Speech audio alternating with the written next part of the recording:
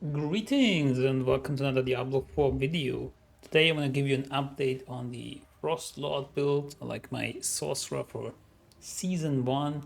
And yeah, it's been great fun. I mean, there was like some time in between, it was like a bit of a slog, but I feel like I reached a certain power level now in World Tier 3, which is really fun to play. Resource management is good. It's not perfect yet, but it's mostly good. And yeah, I thought I'd share. I am at level 66 right now, in World Tier 3 still, but like approaching World Tier 4. I think the capstone dungeon I can soon undertake. I am clearing nightmare dungeons like tier 15, 16, 17, like around that. And I'm gonna show this nightmare dungeon in a second. Just for the build, I still have, I think, some of the same items here. That's why I haven't upgraded them fully. In terms of like getting upgrades, is kind of hard sometimes because I don't want to invest too much in these items because I will be getting Ancestral soon, but I also need good enough items to get into World Tier 4. So it's been a bit of back and forth here, and there could be like better items here and there, and also better legendary aspects. But so far it's been okay. Like for example, this one, I need to reroll lightning damage again, but the rerolls have been so bad, and I ran out of resources that I'm just kind of stuck with it. So it's kind of a 3 out of 4 affixes armor right here. And these, for example, I found, and they had like +2 fireball or something, and I rerolled them so often, like I don't know, 20 rerolls or whatever, until I finally got Frozen Orb, and now these look pretty amazing if you ask me. The attack speed could be higher, of course, but I'll probably run these until I find Frostburns or something. So there you go. Also, we found these Sacred Unique pants, which are great, and they have pretty high rolls. Like almost max intelligence, almost max damage to frozen enemies, max damage to injured enemies, and then freeze duration is kind of in the middle. And the unique aspect is also almost max. So I'm pretty happy with this drop. I haven't even noticed them dropping, but then I opened my inventory and like, wow, there they are, and they're like perfect for this build. I think I changed my boots though. I'm not very happy with the attacks reduce evades cooldown. I'd rather have, I guess, the movement speed. I'm looking out for Penitent Griefs, which will boost my damage against chilled enemies as well. And then I recently found this one. This is like huge. Like it has 710 item power, and then I also upgraded it. And like the rolls, mastery skill damage is max. Damage to distant enemies is almost max. Damage to close enemies is unfortunately anti-perfect roll, and not the greatest roll like close enemies. I mean, they are fairly close, but yeah, I'd rather have like damage to chilled enemies or crowd control enemies. And the intelligence roll is also fairly high, so I'm pretty happy with this wand. It was a good upgrade. And yeah, I'm still running like, not still, but I don't know if I changed this. It has Hoarfrost passive, rank of mastery skills, mana cost reduction. It's kind of cool. This ring is kind of nice, but nothing too crazy. As well with this one, it has all the stats that I want, except for damage to close enemies. Probably gonna reroll this again, but rerolling is so expensive. And again, do I really want to invest as much before like having like ancestral gear? So I don't know. And then we also found this one, which is pretty cool. Not the perfect rolls that or affixes that I really want, but it's been pretty decent. And we actually have a lot of lucky hit bonus chance. Where is it? I'm always looking for it. It's utility, right? Lucky hit chance bonus is like 51%, and then another 25% when we have a barrier up. So that's pretty cool. Abilities, I'm just quickly going over it. Nothing really changed from the original build. I have toyed around back and forth with some of these stuff, but nothing like too crazy. So you can see all the points I put in here. And this is pretty nice from the amulet, like +3 on this. Gives like 9% increased damage to chilled and 18% increased damage to frozen as well. As for Paragon, I have the Enchantment Master here. And I got the, what's it called? It doesn't say Adept. Oh yeah, it's called Adept. I was like, is Adept like the level or something? But It's the Adept for like my mastery. It's not the best glyph, but it's kind of okay.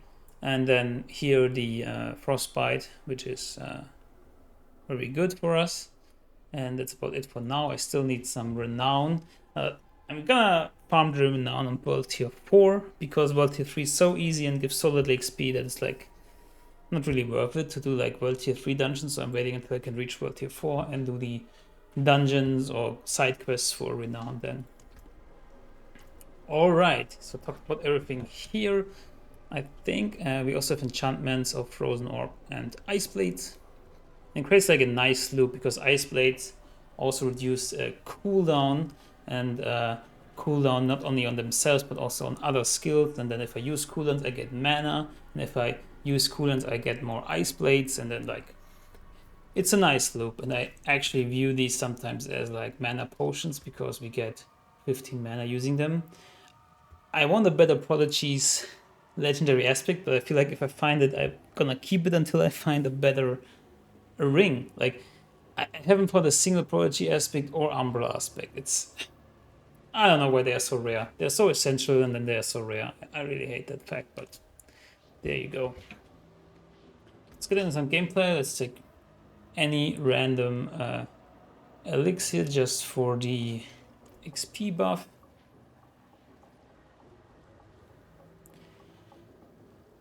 At first always cast Blizzard because we get a reduction in core skill mana cost if we have a Blizzard active.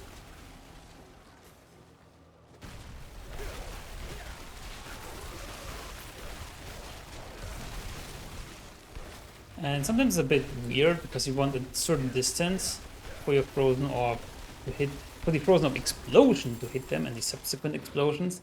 Because if they're very close, actually I'm not doing much damage, but if they're like a certain distance, or sometimes I'm stutter stepping behind, then it's awesome.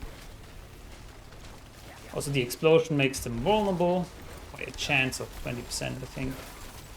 Well, now I picked up the shrine. Of course, it's not really representative of the build strength, but it's just hell a lot of fun.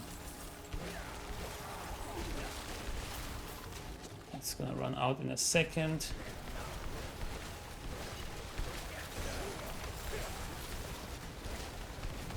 We are fairly squishy despite we have like some barriers and stuff, but you know, it's Sorceress, so. Okay, so without the shrine,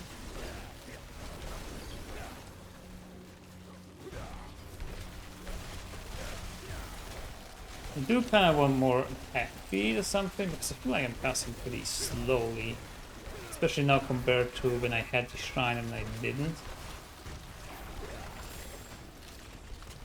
Let's get all that stuff in here. I feel like I'm kind of hiding it a little bit just to get like the right distance, and it's kind of in between of skillful but not annoying, like borderline annoying. Sometimes it's annoying, but for the most part it's kind of more on the fun gameplay side, like strategically positioning yourself to do the most damage possible. Only 10 minutes annoying is when they have suppressor, because you cannot cast, like the Frozen Orb will stop at the dome of suppressor, like at the barrier. So you need to go inside suppressor, but then you're also like very close where like the explosion is not really hitting the enemy. So there is like at the edge of the suppressor barrier, there is like a little bit of space where you can cast, and then the explosion of Frozen Orb also hits the enemy. It's a bit tricky. Thankfully, suppressor doesn't happen as much, and if it's on the Nightmare Sigil, I'm just salvaging it. Why are there two levers here? I don't understand. And then also with the spikes, like it's just an annoyance. Just remove those. Come on, Blizzard. So here we go. Actually, we kind of picked the dungeon where there's not really a boss, but boss fights are not a problem at all. We will see what happens when they buff the bosses in the next patch. but basically you spam Blizzard at bosses, and then when they're staggered you also spam like Frozen Orb, and it's fairly straightforward, like not really much to worry about for bosses.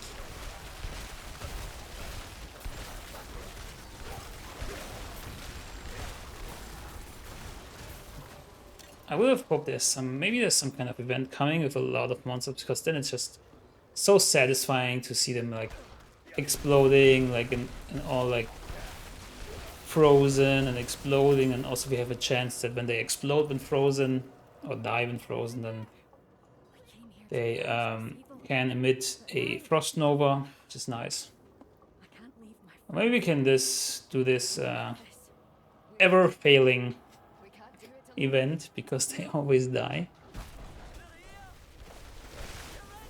and get a decent density here. I am looking forward to the next patch where they up the density of Nightmare Dungeons. It's gonna be awesome. You can also potentially just spam cast Blizzard, because Blizzard does a lot of damage too.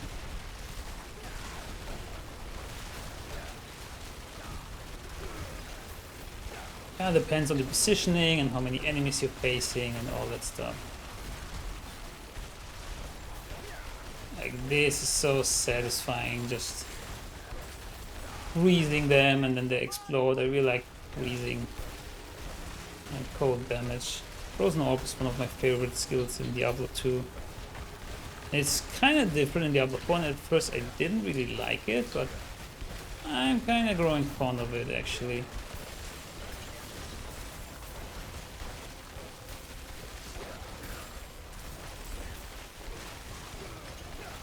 Wow, we kept every one of them alive. Amazing. Actually almost never happens. Now wait for all the dialogue to happen. Thanks for the one-veiled crystal. I mean, in the end, if I'm just salvaging it, it's probably the same. I'm not gonna bother picking up non-sacred stuff at this point. Although we always can use some money.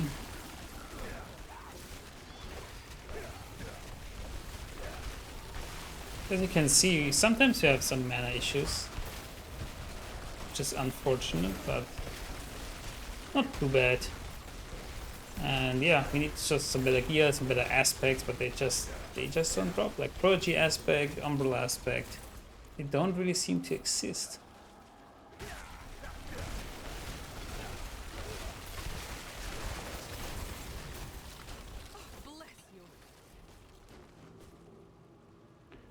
Where are all the prisoners? I feel like we are also already half through the dungeon and found one prisoner so far. There's another. But that man stretch is actually one of the better Nightmare Dungeons in the rotation at the moment.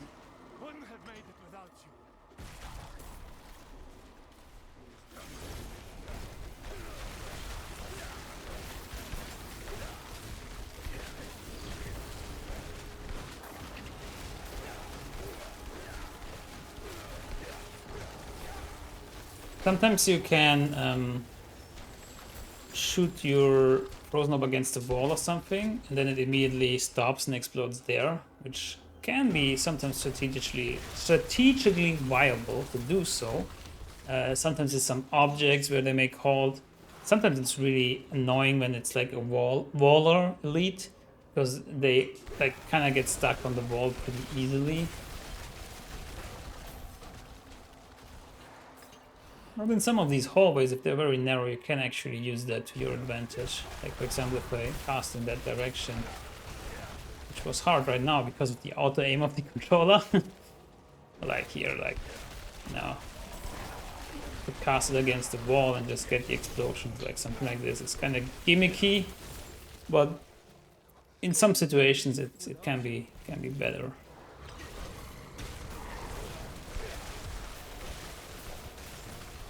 There is like some tactical elements to this, which I kind of do like. Can be annoying at times again, like Like for example, this distance to the enemy, like one of them is too close and the other one is perfect distance. So what you're gonna do, right? If we get like a bonus frozen orbs from our enchantment here, so 36% chance with a non-basic skill that frozen orb automatically launches, it actually can travel further and also a smaller amount of distance. So it actually hits better the auto aim than I do, and I even can.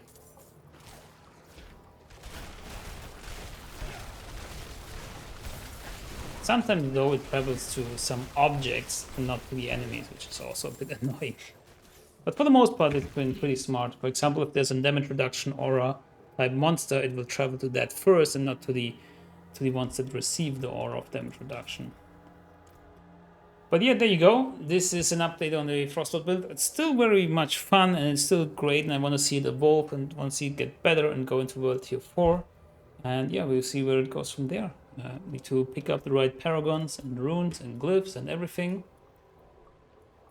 And it's looking pretty good. And even the next patch will come at 8th of August or something, and it will make us even stronger. So looking forward to that. Stay tuned. Thank you so much for watching. Hope you're having a great fun with the Sorcerer or any other class in Diablo 4. Yeah, see you next time. Good luck, have fun, and goodbye.